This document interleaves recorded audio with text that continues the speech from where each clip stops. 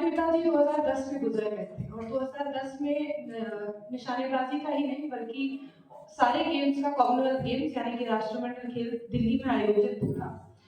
तो पिताजी के गुजरने से कुछ महीने पहले हमारी जो बात उनसे हो रही थी वो यही चर्चा हो रही थी कि निशानेबाजी में भारत में किसी भी महिला ने शॉटगन की स्पर्धा में मेडल नहीं जीता है। तो कॉमनवेल्थ गेम्स में श्रेयसी तुमको मेडल जरूर जीतना है। और ये मैं सिर्फ एक पिता के नाते नहीं बोल रहा हूँ बल्कि क्योंकि वो नेशनल राइफल एसोसिएशन राष्ट्रीय राइफल एसोसिएशन के प्रेसिडेंट भी थे, तो वो कह रहे थे कि मैं इस अधिकार के साथ भी कह रहा हूँ कि एक अच्छे निशानेबाज की परिचय यही होता है जो सबसे ज्यादा पदक जीतता है।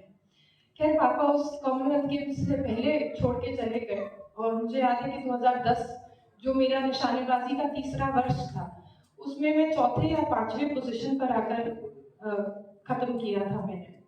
तो वहां से कॉमनवेल्थ गेम्स अब 4 साल के अंतराल पे होता है, तो अगला कॉमनवेल्थ गेम्स 2014 में था।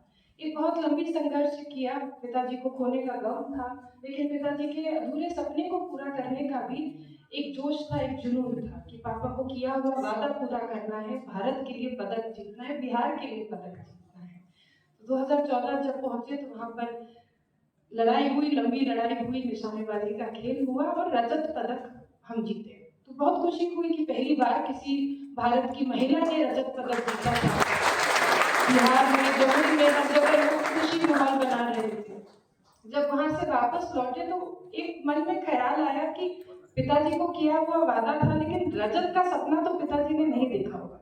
कौन सोचता है कि सिल्वर मेडल का सपना देखे, सपना तो गोल्ड का होता है। तो उसी के बाद फिर 2014 से 2018 की एक और लंबी लड़ाई शुरू हुई कि पिताजी का सपना जो पूरा करना है, जो स्वर्ण पदक का सपना था। उस संघर्ष में बहुत लोगों ने साथ दिया, बहुत लोगों ने साथ छोड़ भी दिया, क्योंकि माँ हमारी सांसद थी। तो जब लोग सांसद और पद पे रहते हैं तो बहुत सारे लोग एक आपके साथ आते हैं, दिखावा करते हैं कि वो आपको सपोर्ट कर रहे हैं, लेकिन जब वो पद नहीं रहता है तो कहीं ना कहीं वो लोग भी बिछड़ते जाते हैं और जीवन में उतार चढ़ाव इसी को कहते हैं। तो उस उतार चढ़ाव की क्या कहते हैं कश्ती से होते हुए हम लोग 2018 के राष्ट्रमंडल खेल में पहुंचे। 2018 के राष्ट्रमंडल खेल ऑस्ट्रेलिया में आयोजित थे, यानी कि गोल्ड कोस्ट में आयोजित थे।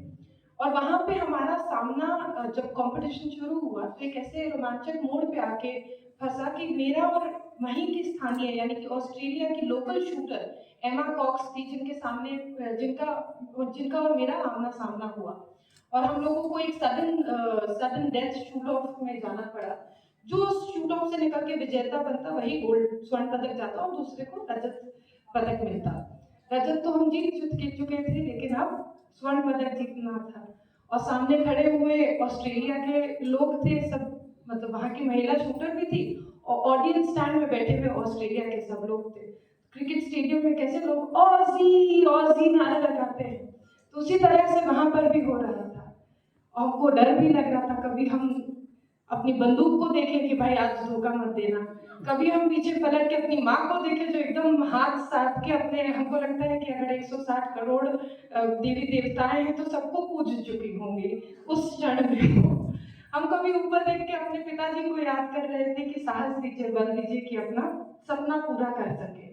लेकिन अंदर ही अंदर ये साहस था, ये दम था कि आज हम अकेले यहाँ नहीं खड़े हैं, मेरे साथ साथ 140 करोड़ के भारत और बिहार की जनता हमारे साथ खड़ी है। इस बात का जज्बा था, बात का जज्बा इसलिए था क्योंकि पीछे खड़े हुए ऑडियंस स्टैंड में जहाँ हमारी माँ और बहन उपस्थित थी, वहां से धीमी लेकिन बहुत ही मजबूत आवाज आई, भारत माता की। भारत माता की चिंगारी ने ये हौसला दिया कि तुम यहाँ अकेले नहीं खड़ी हो, लेकिन भारत का हर एक वो व्यक्ति जो खेल और खिलाड़ियों से जुड़ा हुआ है वो तुम्हारे साथ खड़ा है। और साथियों, as we all know, rest is history. वहां से स्वर्ण पदक जीते, वापस आए तो मीडिया ने लोगों ने पूछा कि आप भारत से आती हैं, you come from India, but where in India do you come from, आप भारत में कहाँ से आती हैं? उस दिन गर्व हुआ और छाती चौड़ा करके हमने कहा कि बिहार से आते हैं, जम्मू हमारा घर है। अगले दिन ऑस्ट्रेलिया के अखबार ने लिखा that a Bihar girl wins gold for India on Australian ground, and I think that was the proudest moment that I have जब एक व्यक्ति आगे बढ़ता है तो उसका पूरा समाज, उसका घर, उसका परिवार के साथ साथ राज्य और राष्ट्र भी आगे बढ़ता है।